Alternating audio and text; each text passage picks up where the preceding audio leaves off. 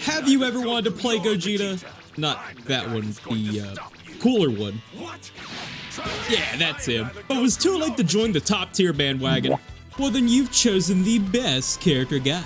You'll learn everything from the best ways to utilize his moveset, to his game plan, basic and optimal combo routes, and more. If there's a certain section you'd like to jump to, chapters are enabled, so feel free to skip around. Before we get into the meat and potatoes of the video, if you find anything in this guide useful, I'd greatly appreciate it if you left a like on the video. Super Saiyan Blue Gogeta, much like his GT counterpart, is a character specifically designed around aggressive playstyles, fitted with an invincible reversal, high damage output, many ways to force his way in, fantastic corner carry, and a plethora of ways to convert any hit into a combo. Super Saiyan Blue Gogeta is the king of bully playstyles. However, unlike most designated point characters in the game, Blue Gogeta struggles heavily with building meter. Because of this, you'll have far more situations where you can't secure a two-touch kill simply because you lack the meter for it. Despite his meter gain, the momentum Gogeta carries once he lands a hit is unmatched. If you don't think that meshes well with your current playstyle or doesn't sound appealing to you, then this may not be the point character you're looking for. Before we can get into any of his cool stuff, however, we first need to go over his moveset. Let's go ahead and rip the band-aid off. Yeah, his frame data is pretty terrible. Out of all of his ground normals, only 3 of them are safe. But does that make stagger pressure impossible? Definitely not. The only thing that changes is that it makes stagger pressure riskier. But because he has so many ways to open up the opponent, which I'll cover later, stagger pressure is the least of your worries. Out of his ground normals, his 5L, 2L, 5S, and 2M are his most important. The rest are combo or block string filling. Because his 5L is only -3, this makes it your go-to stagger pressure button. And because it's multi-hitting, you can cancel the first hit into his command grab, or you could jump cancel off of it and spark for some really hard to block mix-ups. Also, due to it being a 2-hit normal, you'll have a much easier time meeting your opponents just by guessing. The second hit also always hits on reflect, giving you extra time to react to your opponent reflecting and forcing them to guess whether to double reflect or not. 2L is his fastest low. It really isn't all that crazy as a normal, but the distance it travels allows you to easily 50-50 your opponent, whether you're in the corner or not. And depending on the distance between you and the opponent when it connects, the frame data on it can change from -5 to 0 on block. 5S is unique because it's a beam normal. This is very important because unlike many of the other beams in the game, it being a normal means you can vanish on whiff and avoid being punished. Like its aerial counterpart, this is going to be one of the biggest ways you'll be forcing your way in. In the corner, it's also a true block string into Super Dash, allowing you to get a much safer and faster Super Dash 50-50 without the risk of being 2H'd. Mid-screen, there's a minimum 1 frame gap between it and Super Dash, so I wouldn't incorporate it into your strings there. Contrary to what I just said though, ending your block strings both mid-screen and in the corner of 5S Super Dash can be a fantastic idea, because rather than being -5 and losing your turn, you'll be 0 on block and you and your opponent will be in an RPS scenario instead. 2M is Gogeta's most notorious normal. Its speed and enormous range pretty much make this a jump scare normal.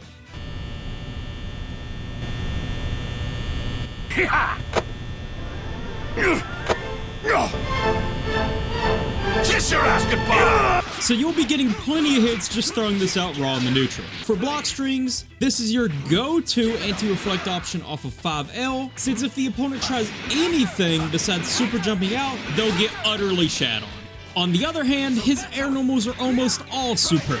JL is a downwards reaching normal, which makes it great for staircasing your opponent back to the ground during an air-to-air. Oddly enough, it also possesses a large amount of active frames, allowing for it to be a surprisingly good option for beating Super Dash, if you're not willing to use his light DP anyways. JM is, for all intents and purposes, a straight up better version of his already fantastic JL. Used in tandem with it though, you can rise with a JL from the ground and still staircase your opponent back down with JM, all while remaining plus as hell, a privilege that very few characters in the game have. and because it consists of 3 hits, you can easily triple overhead your opponent from just a simple IED, or even combine it with super jump, float, and fast fall so that not all of the hits connect for a pseudo 50-50. To make things even better, it has a weird property where sometimes you'll get reflected, but still remain in your opponent's face. On top of all of these insane upsides, it only has 10 frames of startup, only 1 frame slower than his 2L, allowing him to get basically unfuzzyable 50-50s. JS is an incredible way to shut down opponents who excessively up back in the neutral, because on block you can confirm an assist in the after image for a clean neutral win, and on hit you can just combo into super dash. J2H, while primarily a combo tool, sees some occasional use as an air-to-air since it brings both you and your opponent directly to the ground. Combine this with an assist on block and you can almost always start your pressure from there. J2S, my beloved. This is Gogeta's same side mix-up equivalent to Vegeto's Spirit Sword. Because it's a beam, it'll be anyone trying to 2H you, and just like Vegeto's JS, you could dial in EX Soul Strike for a combo on hit, or to stay safe on block. Get comfortable using this and cross-up JM in your pressure, because those will get you a ton of hits. Oddly enough, every special move Gogeta has, with the exception of his DP and perhaps Soul Strike, are fairly mediocre. Soul Strike is a Rekka type move, meaning that after the initial input for the special, you can choose what the follow-up attacks would be by pressing light, medium, heavy, or in some cases special. All 3 hits of the light version of Soul Strike can be used as a safe gapless block string ender, or as a reliable way to secure a knockdown mid-screen, but sees the least amount of use outside of the initial strike. You'll primarily be using the medium version for the second and third hits because of the superior Okizeme and the ability to 50-50. Although on block, there's a gap between the light and medium hit that the opponent can reflect or DP through. You never want to start the Rekka series with medium unless you immediately cancel into H for a quick overhead. If you think the opponent is going to reflect in that gap, you can always stagger 236L to catch them or use it as a risky stagger. The heavy version is a very useful get-in tool because of its immense range, a reliable combo ender because of the force line knockdown it always gives, and a fantastic combo extender since if you haven't used your up smash yet, it bounces the opponent off the wall for follow-ups. Rising Vortex is an air and ground OK DP. The light version is frame 1 air invincible only, but a fantastic smashless TOD starter if you're not confident in air-to-airing super dash with JL. The medium version is your typical meterless invincible reversal, except that it's multi-hitting, allowing it to break through armor when other DPs wouldn't, and is a great way to use your up smash anywhere on the screen. The heavy version is also invincible like the medium version, but is much faster and puts the opponent in the corner at the cost of only being a single hit. If you're going to DP, it's usually better to use the heavy version for the side swap. Just like the EX version of Soul Strike, the EX version of Rising Vortex also always gives sliding knockdown, but only the grounded version. In the air, if you still have your up smash, you can use this to secure a knockdown if you don't think you'll be able to reach the corner with the medium version, since it will always set you up for a jump dragon rush at the cost of switching sides. On its own, Multiplex After Image is a slow gimmick that you should never use in your block strings, even despite it being plus on block. You can hold back to get the JS clone, forward to get the J2S clone, or no direction at all to get 5S on the ground. You can also hold S during the startup to feint it, but it's not particularly useful. You're much better off using it in conjunction with JS like I outlined earlier, but if your opponent is letting you get away with using this, keep using it. Punisher Drop is a full-screen command grab that, while sounds useful, is held back by its not-so-subtle startup animation and meterless combo potential. At 25 frames up close, you'll have a hard time catching people off guard with this, but as long as you only use it once in a blue moon, you'll surely get a hit using it. Full screen, it has a whopping 32 frames of startup, but it's much harder to punish and can throw opponents off who always expect EX Soul Strike after 5S. Outside of that, 5H into Punisher Drop is your optimal touch of death combo style. For his supers, he has 3 level 1s. God Punisher is your most damaging level 1, but it also doubles as a level 2, which can be the difference between having a TOD or not on a lot of teams. And if you have a dead assist, you can press their assist button, the DHC, into this super rather than Big Bang Kamehameha. Stardust Fall is perhaps his most versatile super, as it can be done off of any hit and will almost always hit your opponent while bringing them to the ground for your other DHCs. Its damage is on the low side, however, so you shouldn't be using this super unless you know for sure that you're either going to kill or you don't know how else to bring the opponent to the ground for your other supers.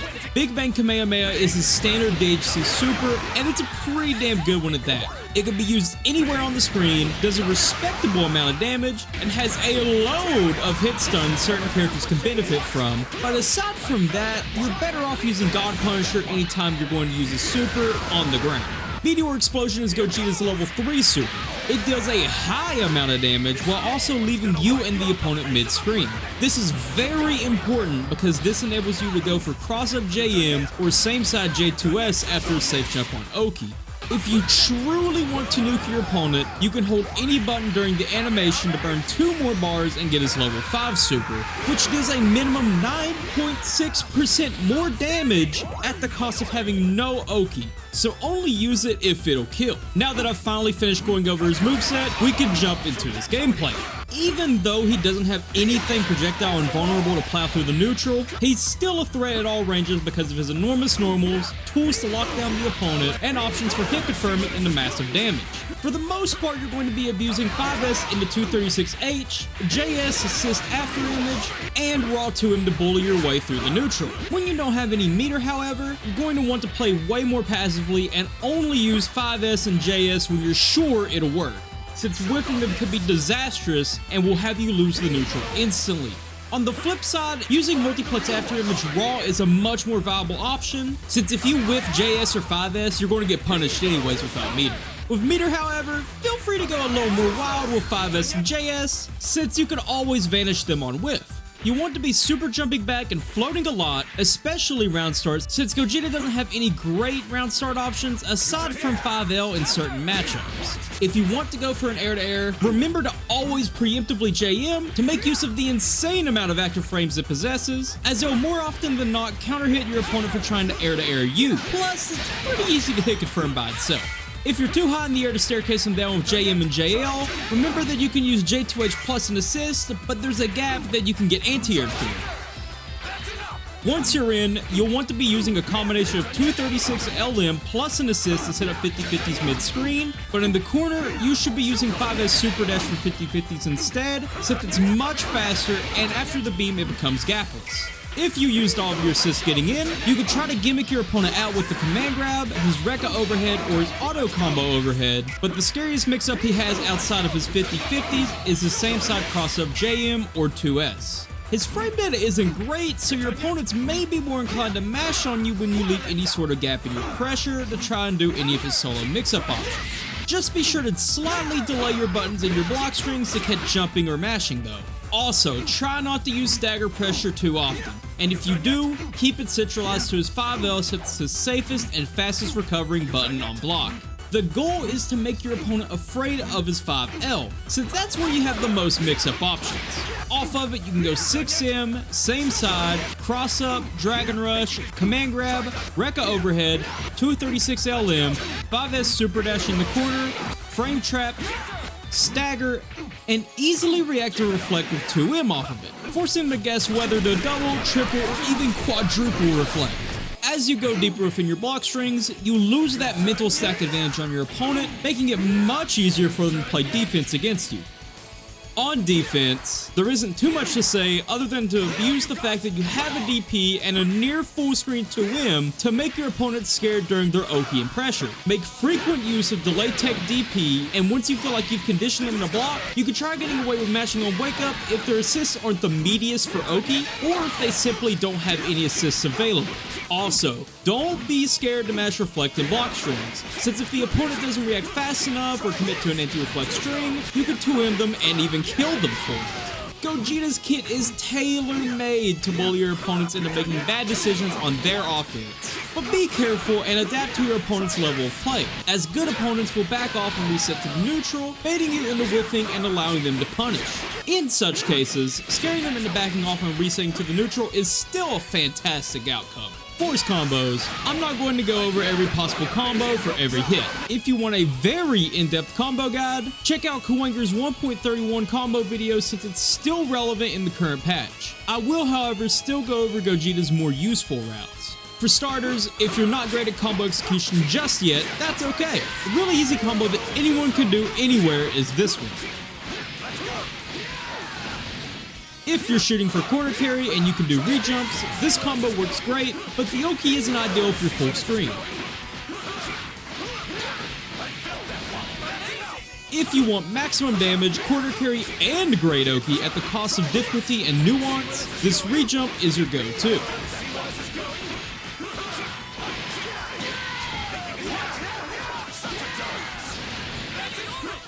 If you have trouble doing the re-jump, you can always just call an assist instead.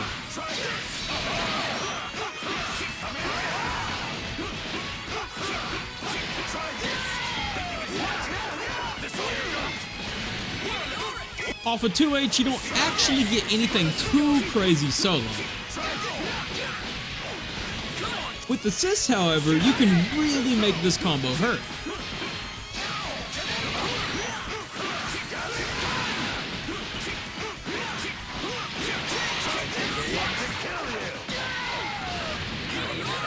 For corner combos, when in doubt, use this one. Sometimes delaying the JH at the beginning can help if you find that they keep dropping out of it.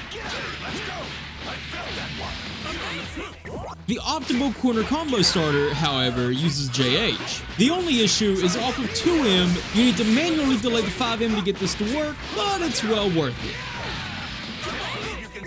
If you have assists, you can get more damage at the end by adding this. If you only have one assist, you can end a medium DP into either of his level 1 supers. When doing safe jumps off a medium soul strike, if your opponent ever gets hit uptaking by your JL, hit confirm into this combo.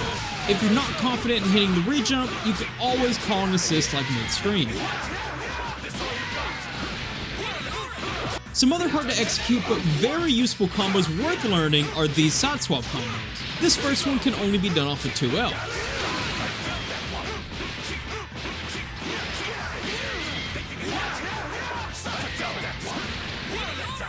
The second one can be done off of jump hits or just 5L, but this is also probably the hardest non-touch of death combo in the video.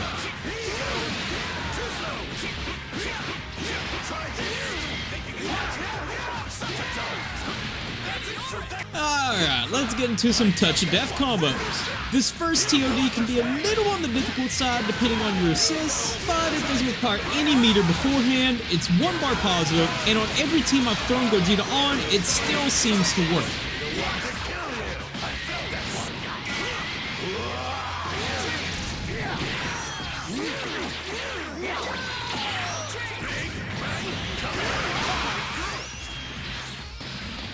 If you're mid-screen, use this route. It's a slight variation on the previous TOD, but depending on your spacing from the corner, you may need to IAD before the J2SS2H sequence to get close enough to the wall.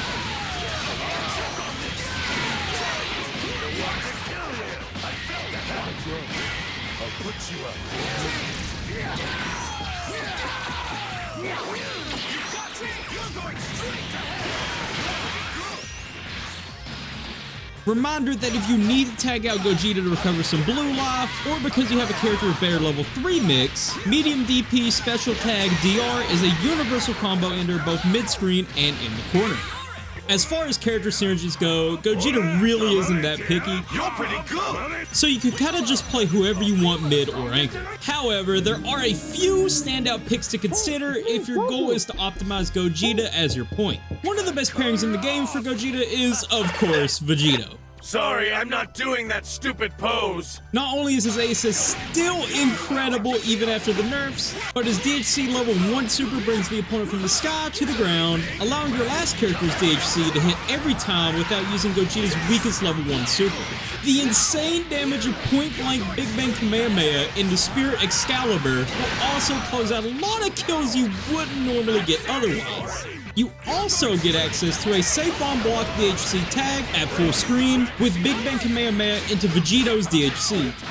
Another great pick, to no one's surprise, is Android 17. Every every team in the game benefits from his A assist. But where he really shines is on teams that struggle with building meter. You will find that 17 basically mitigates this downside since, after all, he is one of the best battery characters in the game. If you ever spark, it could be very worthwhile to tag into 17 just for the insane amount of meter he'll build for you to use for the rest of the match.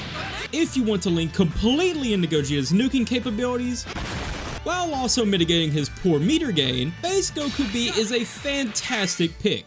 Not only does the Super Spirit Bomb do a whopping 20% minimum damage, but every call Base Goku B grants you a full bar of meter. The biggest downside to picking Base Goku B over his A assist, for example, is that you're basically giving up an assist slot, thus weakening your neutral and ultimately your mix potential.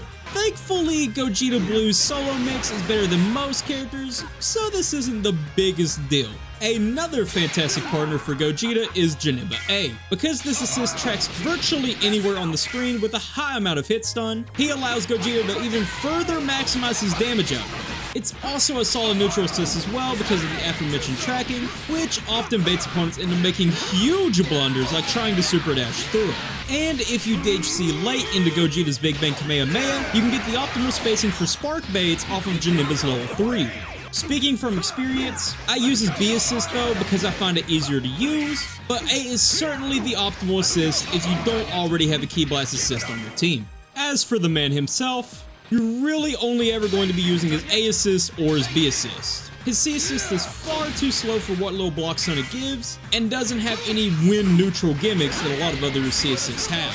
His B assist is a DP assist, so if you like those, maybe give it a try. His A assist is similar to Base Goku A in that it gives you 87 years to hit confirm. Also, the block stun and speed is pretty average, making it much easier to get used to incorporating on any team you throw him on.